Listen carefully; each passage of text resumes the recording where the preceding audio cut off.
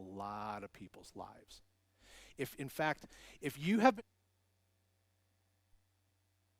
just take a second and stand up right now. If you have been touched by Equip, please stand up. Okay, now what I want you to do is I want everybody to look around. These are the folks, and I'm going to talk about some of these folks here in a little bit. These folks are becoming the backbone of this church because of the things that God is doing inside of them, the changes that he's made. Which we'll talk about that a little bit more in a bit. Okay, go ahead and have a seat. All right, enough of that self-promotion. Yes. So welcome on a 4th of July on a beautiful morning. For those of us that are here, welcome. For everybody who is watching online, good to see you today. And so we are starting a new series today called Important Things. Important Things. Which means you better pay attention because we're going to talk about some important things. That's exactly right. So today, the first of the important things that we're going to talk about is something that is very, very dear to my heart because it's something that God has been at work in me for about 12 years now. And so we're going to be talking about contentment. My whole life, I lived off and on in discontentment. How many of you have experienced discontentment? And for the rest of us that didn't raise our hands, that applies to all of us because we've all been there. We have all been discontent. Now, oftentimes when you hear someone talk about contentment, it's people say, I have what I need, I have what I want. I'm content with where I am right now. So when I say the word contentment, what are some things? It's going to be a little interactive this morning. So when I say the word contentment, what are some things that come to your mind? Peace, good. What else? Happiness, okay. What else? Stability. Ooh, I like that. Yes. What else? Gratitude, yes, very good. What else? Faith, yes. Yeah, that's good. What else? Purity, yeah. Look, contentment. There's a lot of things that go into us living in contentment. So the question that I want us to begin wrestling with right now is this: is it possible to experience contentment for extended periods of time? Or is contentment only something that I can get little pieces of here and there? Can I experience contentment for extended periods of time? Can contentment become normal to us? We've heard a lot about the new normal. We've got a new normal and stupid stuff. But we've heard a lot about new normal. I would suggest to you that contentment should be the norm for people who are Christians. Christians should be living in contentment. A lot of us don't. A lot of us don't live in contentment. We worry about the cost of living. We worry about all kinds of stuff. I would suggest that discontentment should be the anomaly. Discontentment should not be the norm for us as believers. If we are living in discontentment, it should be a red flag that something isn't right and that I don't want to keep this feeling. That ought to be my response, and not just to accept it and say, well, this is life, this is just the way that it is. That's not what God intended for us. Okay, so let's see what God has to say through our scriptures, and let's see how Jim works the TV today. Okay, well, it's a good start. So we're going to start in Philippians chapter 4. So if you have your Bibles and you'd like to follow along there, take a look at Philippians chapter 4, verses 10 through 13. And this is out of the NIV Bible, so let's go ahead and get started. So Philippians chapter 4, verses 10 through 13 says this: I rejoiced greatly in the Lord that at last you renewed your concern for me. Indeed, you were concerned, but you had no opportunity to show it. I am not saying this because I am in need, for I have learned to be content whatever the circumstances. I know what it is to be in need, and I know what it is to have plenty. I have learned the secret of being content in any and every situation, whether well-fed or hungry, whether living in plenty or in want. I can do all of this through him who gives me strength. Okay, for those of you who did not grow up around the Bible and you did not grow up around these words like Philippians and Ephesians and all these big words, what are they? So Philippians are a group of people from a city called Philippi. The Apostle Paul wrote this letter to the Philippians, to the church in Philippi. Now, this is a church who really loved Paul. As he was going about doing his evangelistic missionary work, they really loved him. And they would send him money. They would send him supplies because he had to raise his own support. So he's writing to them at this point expressing his thankfulness because they had just sent him another gift. And so this book of Philippians, this letter, was written as a thank you to the folks to the church in Philippi. Now, where do you suppose Paul was at when he wrote his letter to the Philippian church? He was in prison. He was in prison. That's exactly right.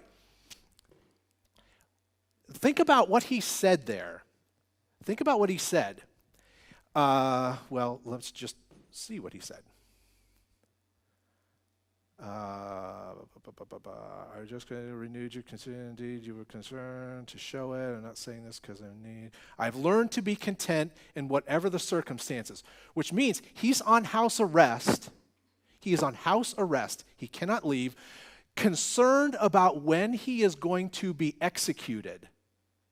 He has the death sentence hanging over his head.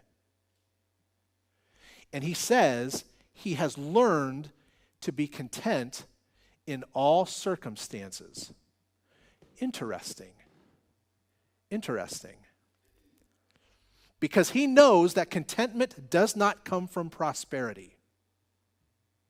Contentment doesn't come from possessions.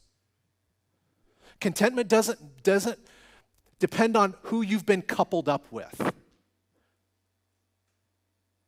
or not coupled up with.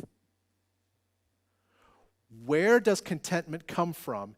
He said he has learned to be content. We don't pray for contentment. God, make me content. No. It doesn't work that way. Because look at what he said.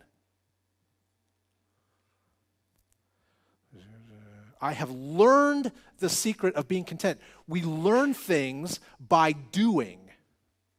He has learned how to be content. How do we learn how to be content? Well, what did he say at the very end? I can do anything, I can do all of this through the one who gives me strength.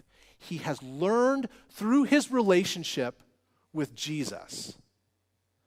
And he has been given strength to do whatever God has called him to do, and he has become obedient. And through his obedience, he has learned how to be content. How does that stack up with your life? Have you learned how to be content through obedience to God? Have you learned what it is to walk in contentment because of obedience? Not because of your possessions, not because of your job, not because of your family life, not because of anything temporary, but you have learned contentment by walking in obedience. How does that stack up with how you are currently living your life? Is this you? Most of the American church, this ain't them. The American church doesn't live like this very often. So how do we learn to be content? All right. Oh, you got to fill in the blank. You got to fill in the blank. The fill in the blank is we can learn to be content. You might not have figured that out after I said it about 40 times. We can learn to be content. So we learn this way. So let's take a look. Our next passage is in Matthew chapter 6, verses 19 through 24.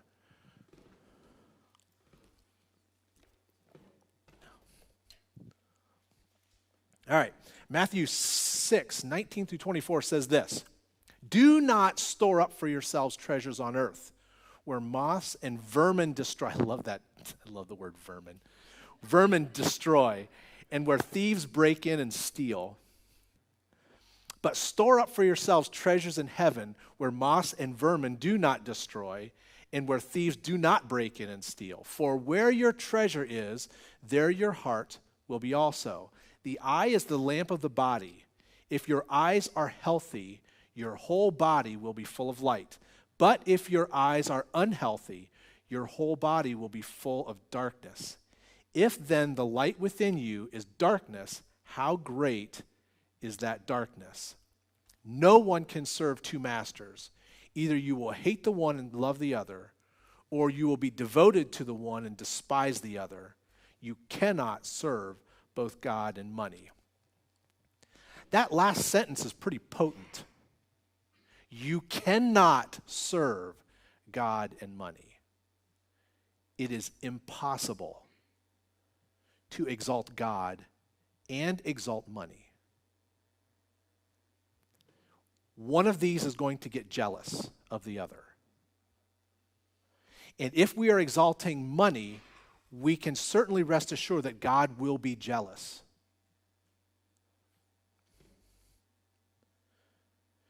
So our next fill in the blank says this: I must recognize what my priorities truly are and choose between those that oppose each other. I must recognize what my priorities truly are and choose between those that oppose each other.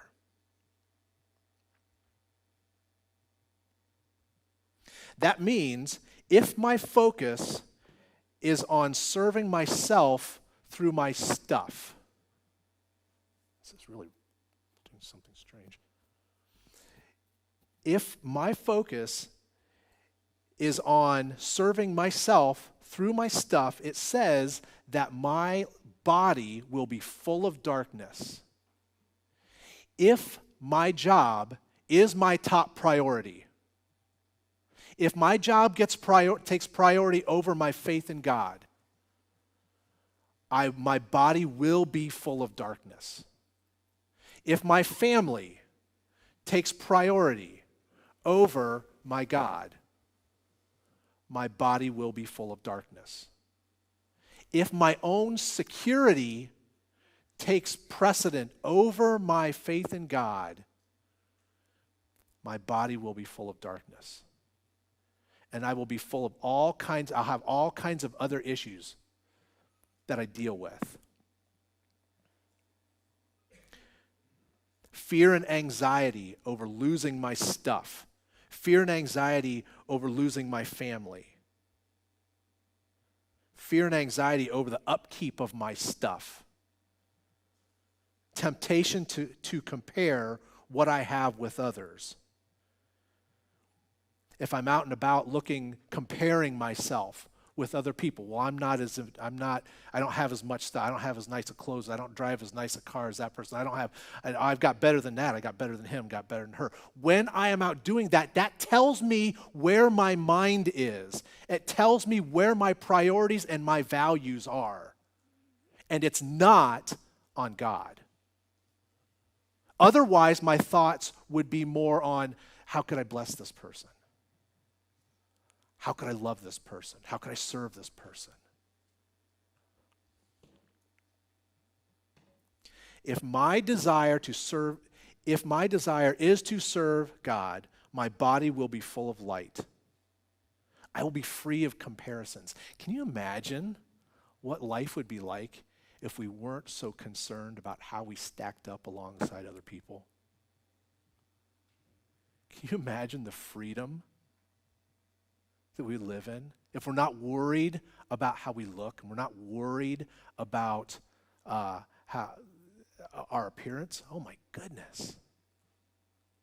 What could God do with a person who is more concerned about loving and serving him than about that person when that person is when we are so stuck in comparing ourselves with others? Wherever your treasure is, that is where your heart is.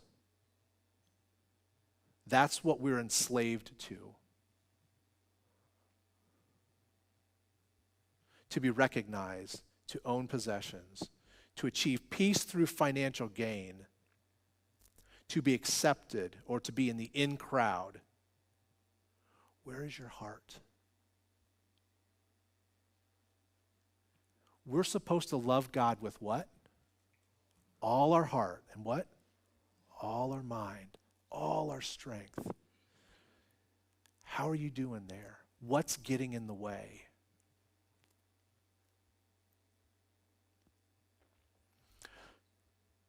Is it even possible, you think about this, is it even possible to achieve peace through financial gain? Through security in our finances? How quickly could our retirement be gone? We get sick. And all of that was saved for retirement now has to go towards taking care of my sickness. And now what happens? How do I feel then? Here comes fear. Oh no, now what? Everything I worked for.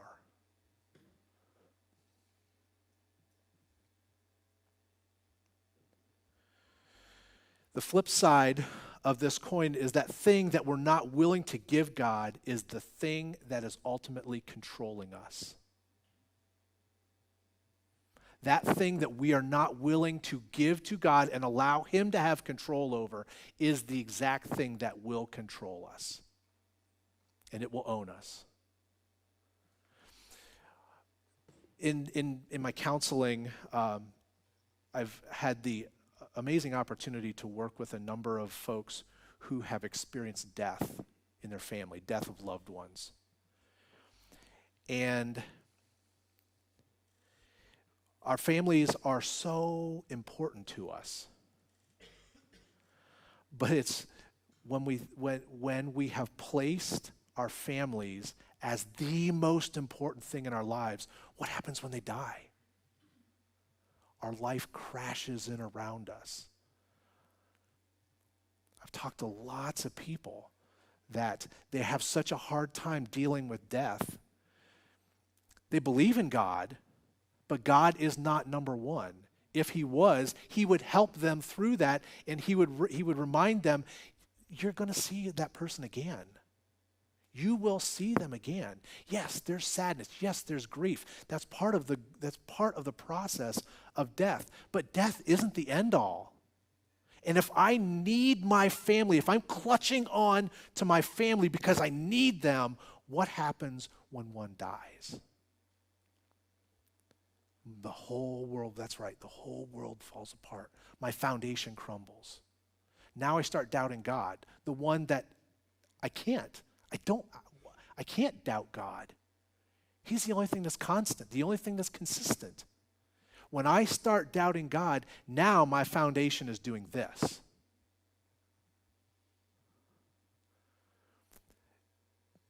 Whatever the storm is going around me, if my foundation is built securely, number one, on God, I can endure any storm that comes. That's the nature of our relationship with God. That's how he's made us. That's how we have contentment. Even when things are hard, he's created us to have contentment because contentment comes in a relationship with him. It comes in dependence on him. Dependence on the one that will never move, that will never change his mind, the one that is never in a bad mood. God's never moody. When we are his children, he loves us, and the love never changes. Ooh, we have a quiet church this morning. This is good news, right? This is good news.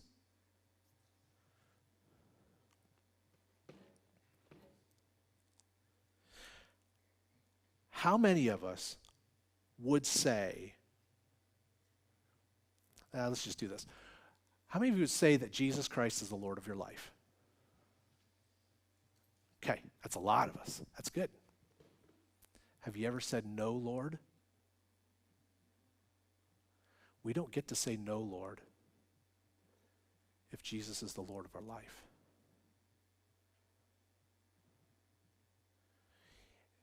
Jim, this belongs to me. No, Lord, this is mine. Jim, I want this. No, Lord, this is mine. Don't call me Lord if we're not living like he is Lord. To live like Jesus is Lord is to live with hands open. God, whatever you want, it's yours. Whatever you ask for, it's yours. That's what living as Jesus Christ as Lord means. It means when I am anxious and afraid, whatever you ask, Lord. But I'm so scared to do this. I'm so scared to take this risk. I'm so scared to do this. Yes, Lord. That's what happens when Jesus is Lord. He cures us of things because he proves to us that he is powerful enough to do the very thing that we're afraid of. He empowers us to walk into obedience in the very areas that we're so scared to do.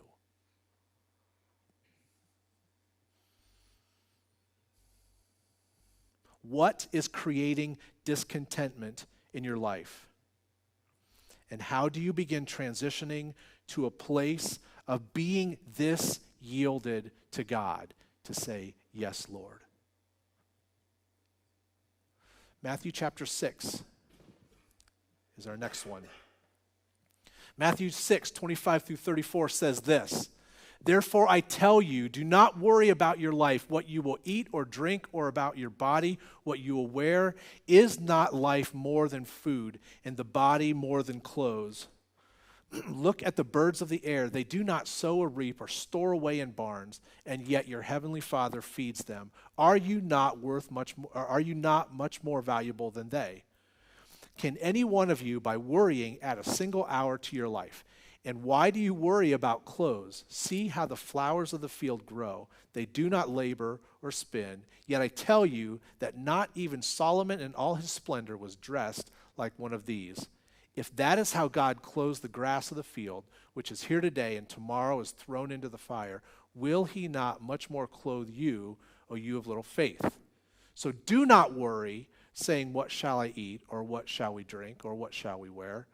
For the pagans run after these things, and your heavenly Father knows that you need them. But seek first," if you didn't get anything, this is where this, right here. "Seek first his kingdom and his righteousness, and all of these things will be given to you as well." All the things that we're afraid of will be given to us. All of our fears will begin to melt away if we seek first his kingdom and his righteousness, which means we turn our backs on the things that we are so concerned about. We don't worry about those things. We press into, God, how can I serve you? Yes, I'm afraid. Yes, I'm nervous. But I'm going to seek first his kingdom and his righteousness, and all of these things will be given to you as well. Therefore, do not worry about tomorrow, for tomorrow will worry about itself. Each day has enough trouble of its own. Amen? Yes, every day has enough trouble, so why worry about tomorrow? I got to deal with today. I might not be alive tomorrow, right? So why worry about something I might not even be here for? I'm here now, so I am going to seek first His kingdom and His righteousness, and then let God take care of the rest. So, our next fill in the blank. We have to choose to seek first God's kingdom and His righteousness. My attention should be primarily on obeying God. We learn through experience that God will take care of our needs if we choose to let Him. We can't loan God our needs. We can't loan God our problems. We give it to Him, say, God, well, you're not moving fast enough, so I'll just take it back and help you out. That's not giving God our problems. That's loaning Him our problems. We give Him our problems, and then we say, you deal with it. I am going to choose to obey you, even in the midst of what I'm afraid of. Even in the midst of what's hard. And so we learn through experience, which is how we learn. Through experience, we learn that God will come through. If I don't trust Him, He's not going to come through because I'm not trusting Him. I could stand out, like if I walk down here, well, I could just stand here and I could say, well, I could jump down to the floor and I trust that it's there. But if I never jump and find out that the floor is going to catch me, there's no faith. I don't know whether it's going to catch me, so I'm going to live my life up here on the stage. Not a fun place to live our lives, on a stage. The only way I learned that floor is strong enough to catch me is by jumping on it. The only way that we learn that God is powerful enough to walk through our lives with us and to carry us through is by trusting Him and doing it. Otherwise, we never learn. It's only a mental thing. It's only hopefully God is there. Hopefully God is powerful enough. But if I don't trust Him and if I don't have Him prove it to me, I never know. And so I live in fear. And I live without trusting Him.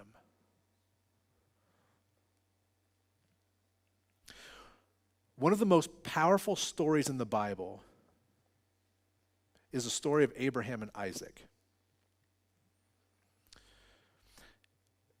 God had placed an incredible responsibility on this man named Abraham in the Old Testament. God had selected Abraham to be the father of the Jewish nation. There were no Israelite people before Abraham. God hand-selected this man and said, you are going to be the father of all who believe. What a responsibility. In order for him to step into this responsibility, he would have to have an amazingly intimate relationship with God. Because he was going to have to believe and trust God, because God was going to ask him to do huge things, world-changing things.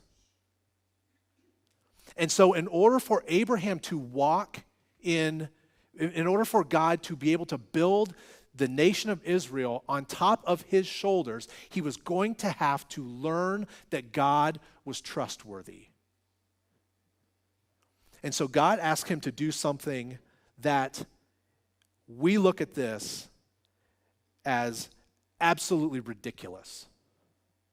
Makes no sense, no logical sense what God asked Abraham to do. But he had to learn obedience and learn it in a very powerful way. So let's look at Genesis chapter 22.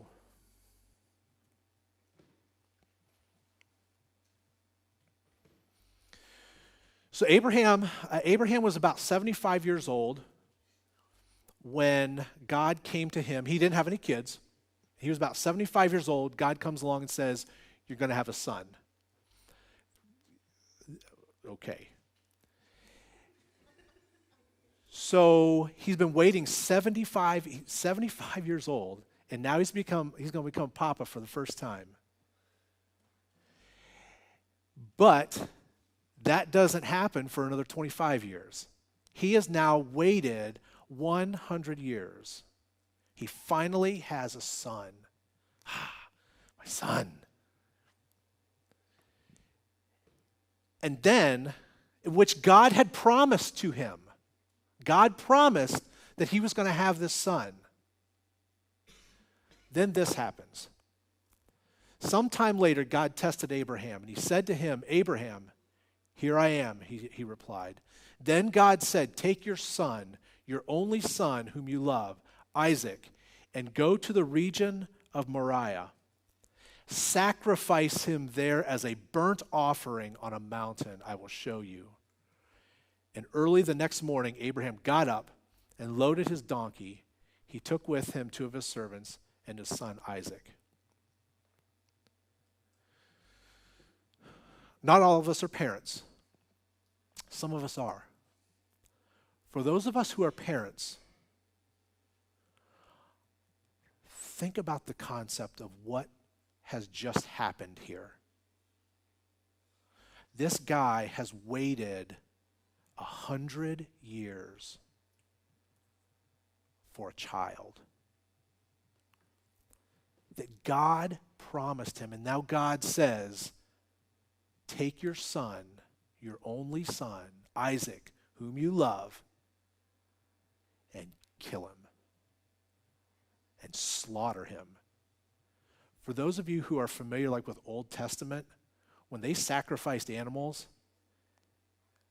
it was bloody. I mean, it's slicing throats and dismembering and cutting things out. And God is asking Abraham to do this with his son. Imagine what's going through his mind. We can't. You can't imagine. If maybe for those of us who have had children who have had medical problems, or who their lives were in danger, or maybe we've lost children, you'd have an idea as to what this is like. But this is God's command. This is God's command.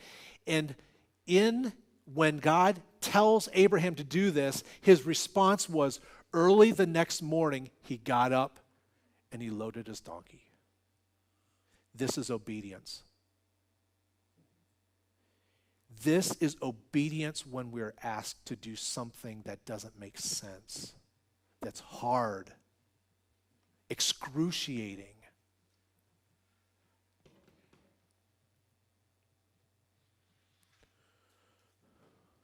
So let's keep going. When he had cut enough wood for the burnt offering, he set out for the place God had told him about. And on the third day, Abraham looked up and saw the place in the distance. He has now been walking 3 days with his son that he knows that he is going to kill. What kind of mental gymnastics would he have had to do to get himself to a place to be willing to do this? And on the third day, he sees the mountain. Traveling 3 days with his son next to his side. And he gets to the mountain and he sees the place that he is about to kill his son on.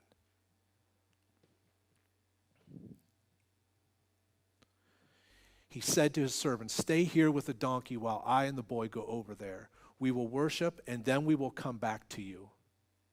Abraham took the wood for the burnt offering and placed it on his son Isaac. And he himself carried the fire and the knife, and the two of them went on together. No, not there yet. He picks up the knife that he is about to slaughter his son with.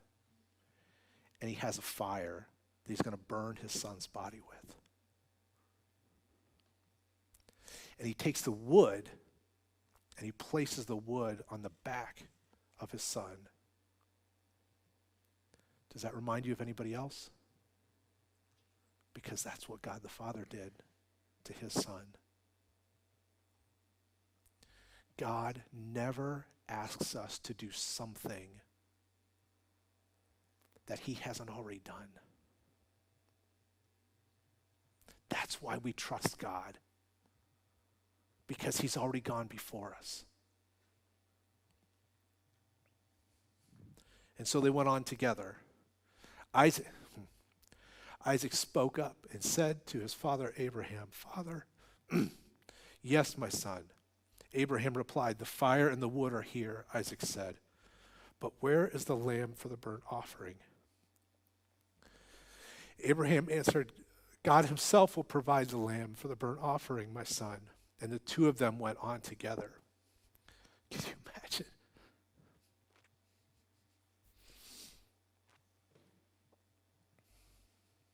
This is what obedience does. This is obedience. And so the two went on together. When they reached the place God had told him about, Abraham built an altar there. And he arranged the wood on it, and he bound his son Isaac and laid him on the altar on top of the wood. Then he reached out his hand and he took the knife to slay his son. But the angel of the Lord called out from heaven, "Abraham, Abraham, here I am," he replied. You feel like this is hard. This is a hard passage because obedience is hard. Sometimes obedience is excruciating. Sometimes obedience takes everything that is in us to walk with God and to do what he's asked us to do. But when we do that, this is what happens.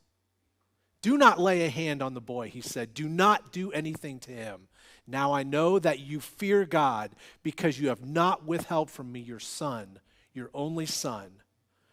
Abraham looked up, and there in a thicket he saw a ram caught by its horns. He went over and took the ram and sacrificed it as a burnt offering instead of his son. So Abraham called that place, "The Lord will provide." And to this day it is said, "On the mountain of the Lord it will be provided." The angel of the Lord called to Abraham from heaven a second time and said, "I swear by myself, declares the Lord, that because you have done this and have not withheld your son, your only son, I will surely bless you and make your descendants as numerous as the stars in the sky and as the sand on the seashore. Your descendants will take possession of the cities of their enemies, and through your offspring, all nations on earth will be blessed because you have obeyed me." When we choose to obey God, things happen in the spirit world. When we choose to back away and choose not to obey, things don't happen. Or God picks someone else. But when we obey, big things happen.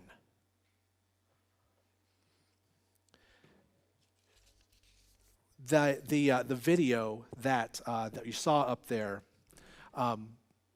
with Bob, where Bob was talking about Equip, a number of the folks that stood up just a couple minutes ago, some of them have already finished the Equip program, and they're in what's called Equip 2.0. Equip 2.0 is basically where you get kicked in the butt. And this is where Maya puts on her to-do list, kick Jim's butt. Because there are now a set of responsibilities that we accept. I'm going to share with you some of the things that have been accepted by folks who have gone through the Equip program. Steph and Jess have taken over the women's ministry. That's pretty cool. Jesse and Ed have taken over the men's ministry. That's pretty cool. And Ed's taken over the ushers. That's pretty cool. Maya and Annette are in the process of beginning a respite ministry for families with special needs children. This is stuff that pastors do.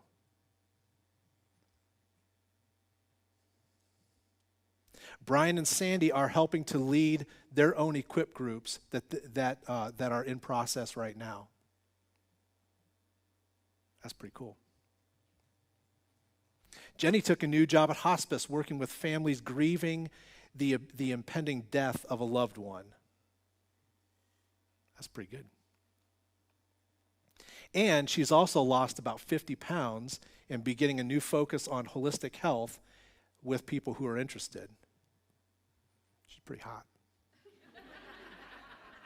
She's my wife. I can say that. I'll pay for that later on. Jill left a secure teaching position to operate a health coaching job where she infuses equip principles in her leadership. That's pretty cool.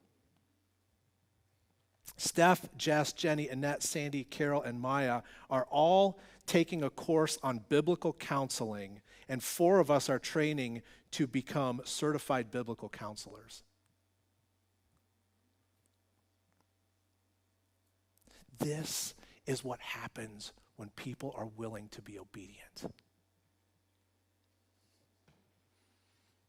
Paula is taking over the leadership of the 2.0 group and will be helping in the future with mentoring relationships. Paula, can I ask, I'm going to get in trouble here. Paula, how old are you? 73. And she has taken over a ministry to run by herself. That is obedience.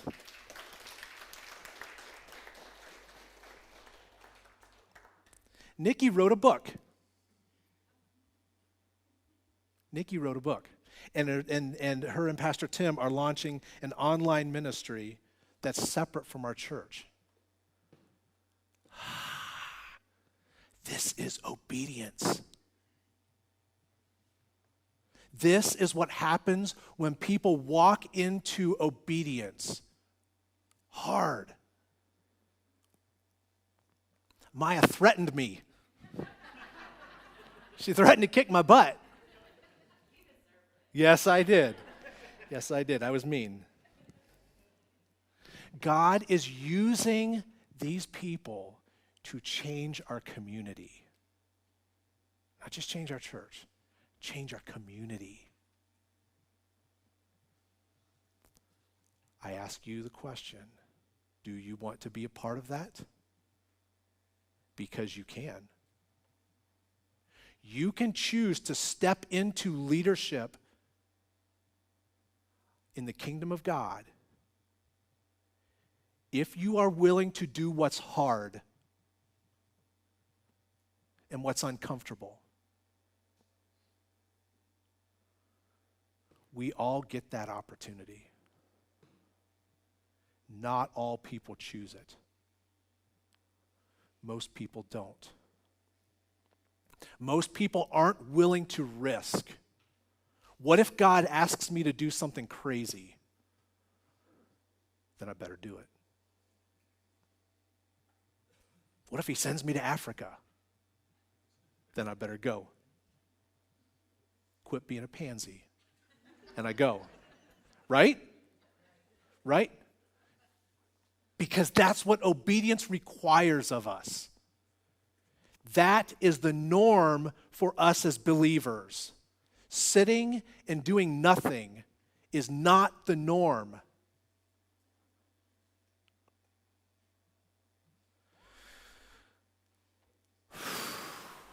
I've been looking forward to this message because I love it. When we learn how to quit being discontent and we learn to allow God to make us content through our relationship with him, he opens up so many doors of obedience, So many doors of blessing. I can't wait to see what these 2.0 people, what they accomplish in this next year. And for those of us that are in 1.0, I can't wait to see what God is going to do with you, because it's going to be fun. And for those of you who are not yet in 1.0, in October, we're starting another round. We've already got about 15 or 20 people who have said that they're interested. That's a lot. So if that is something that you would be interested in, it is tough. It's a year's commitment, and there's a lot of people that never finished. A lot of people started and didn't finish because it's hard. It's long. And the stuff that we talk about in there is tough, but it's healing, and it's motivating, and it changes your life. That's what discipleship does. So I'm going to pray, and then we're going to end our gathering a little bit differently than what we normally do. I may have to apologize to Pastor Tim later on because we're going to do something we don't normally do. But let's go ahead and pray, and then we'll do our last part. So, God, we are so thankful that you love us and you call us to obedience, that you have promised to be with us no matter what. You've promised to never turn your back on us. We are so amazingly blessed that you are our God. And so I pray, Father, that as we finish up our gathering today, that you would begin to work into us a desire for contentment in areas where we have chosen to hold back from you. In fact, right now, God, I pray that you would bring to each person here, bring to our minds what it is, what area that we have become discontent through. Bring that to our mind right now.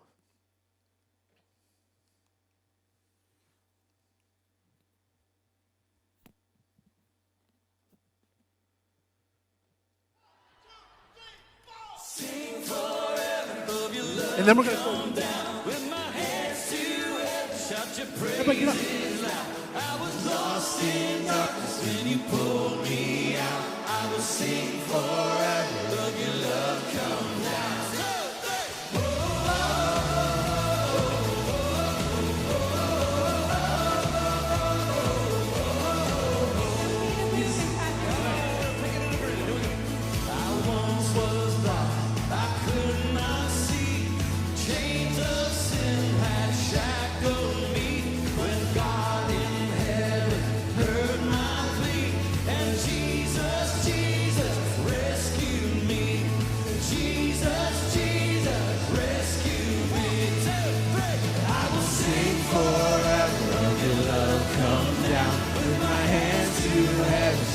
Praises. I was lost in darkness when you pulled me out. I will sing forever of your love come down.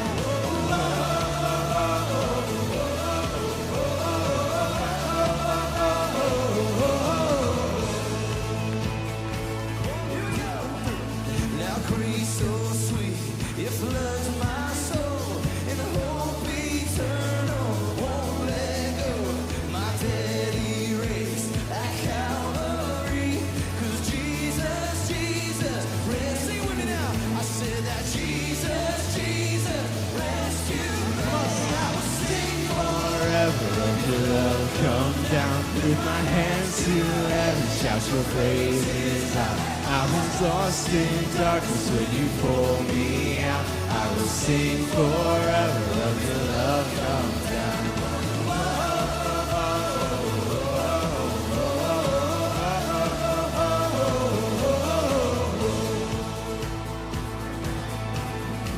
Now there's a home beyond the sky. A song we'll sing for all of this time the grave is empty. I am free, 'cause Jesus, Jesus rescued me. 'Cause Jesus, Jesus rescued me. I will sing forever. Come down with my hands to heaven, shout your praises out. I was lost in darkness when you pulled me out. I will sing forever, let your love come down. I will sing forever, let your love come down. With my hands to heaven, shout your praises out. I was lost in darkness when you pulled me out. I will sing forever of your love come down. I will sing forever of your love come down. I will sing forever of your love come down.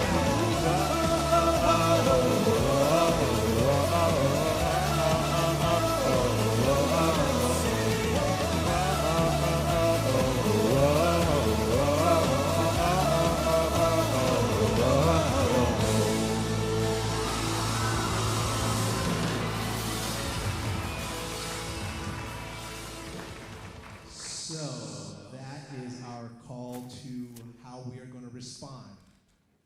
We will sing forever what God has done for us. Let's start now. Let's start living in this obedience and this contentment now. Not when it's convenient. Obedience is never convenient. Right? Obedience is never convenient. So, let's start that now. Okay, you can go ahead and sit down, and we got some announcements to go over. Hey, happy 4th of July.